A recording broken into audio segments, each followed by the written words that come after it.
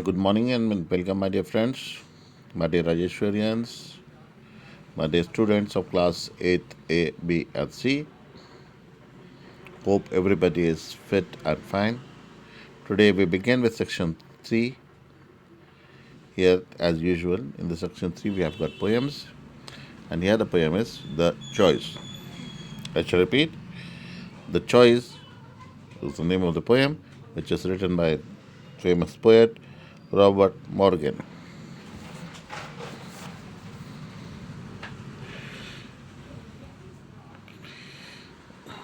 Excuse me. So, guys, take out page number 134 of our main course book, Oxford New Pathways.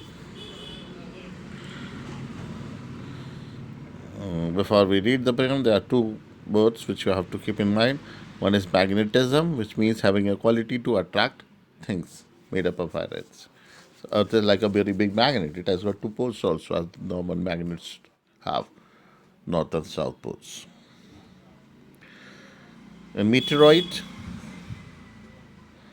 so it is a piece of rock, burning rock from outer space that has fallen on the Earth.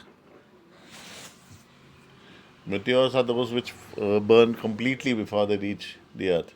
The meteoroids are that they don't completely burn, so some part of there is this is fallen on the ground on the Earth and it remains over there. So these are meteoroids.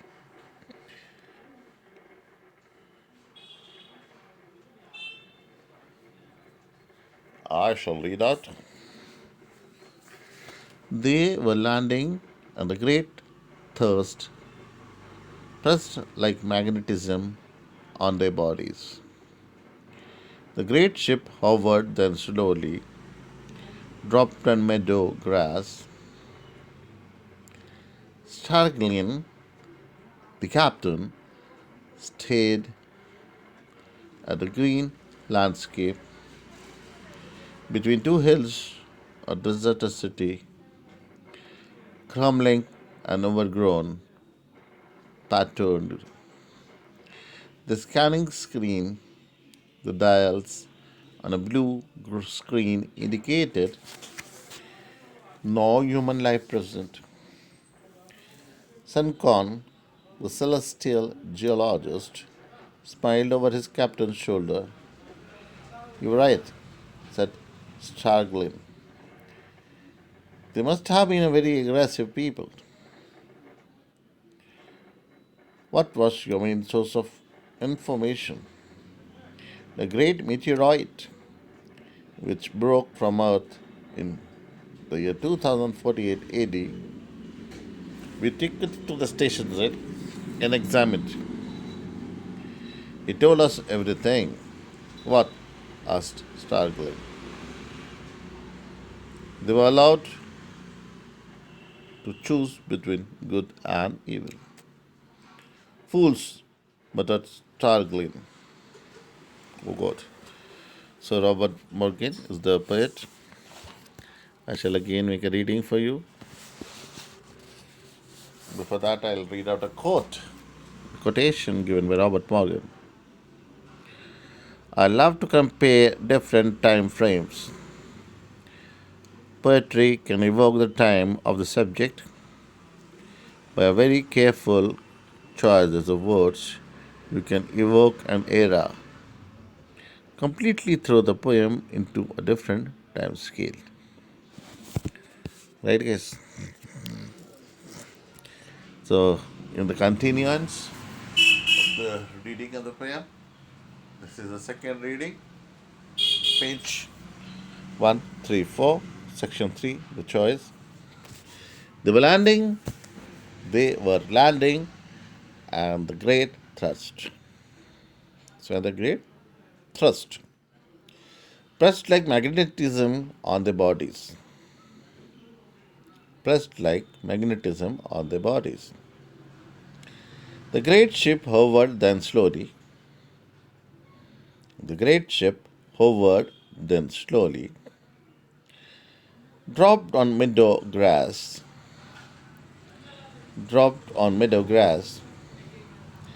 Starglen, the captain, stared. So Starglen was the captain. He stared at the green landscape. So what was he staring at? The previous line was told that Starglen, the captain, stared. And where did he stare?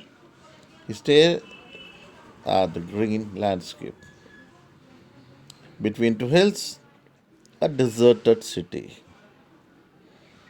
crumbling and overgrown, pattered. The scanning screen, the dials on the blue screen indicated no humans are present.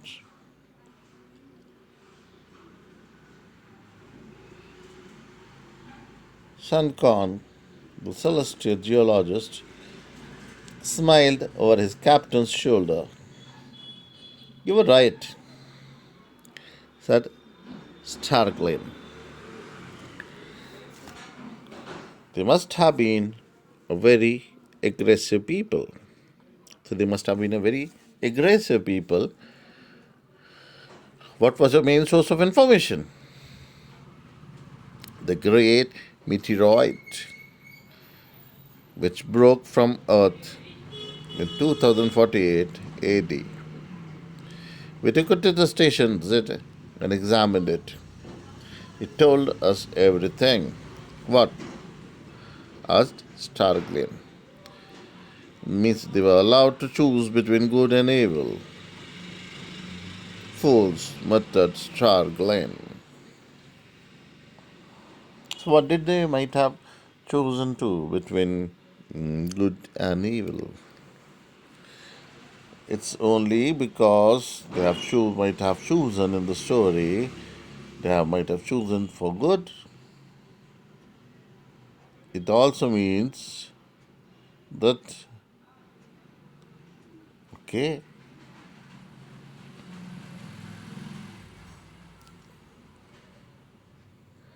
so it has to be read because the choice is to be made, and he calls them fool that they might have chosen the right path. It's very difficult on to walk on the right path. Okay, you are constantly in danger and constantly in fear. So, guys, we were continuing with the poem, The Choice, written by Robert Morgan. Hope you are continuing to write your notes. Okay, from time to time. If any difficulty, please do let me know.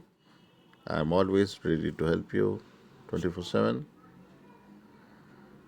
Any doubts, you can come to doubt clearing sections, which we might be holding them after the Diwali vacation.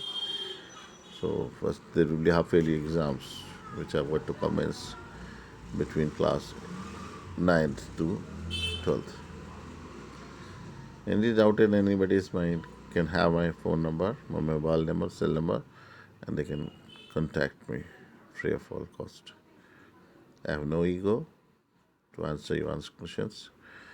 I'll be always feeling happy to talking to my students, but not at an odd hours, not when I'm asleep, means after 9, and not too early before 7. Okay, guys. So there should be some standard time of talking or meeting the teachers. Not any time you can just ring and then could talk anything, whatever is in your minds. So please keep all these things in mind. This is a routine thing, nothing else. May God bless you all. Thank you. Goodbye and good luck. Do take care of yourself. Okay.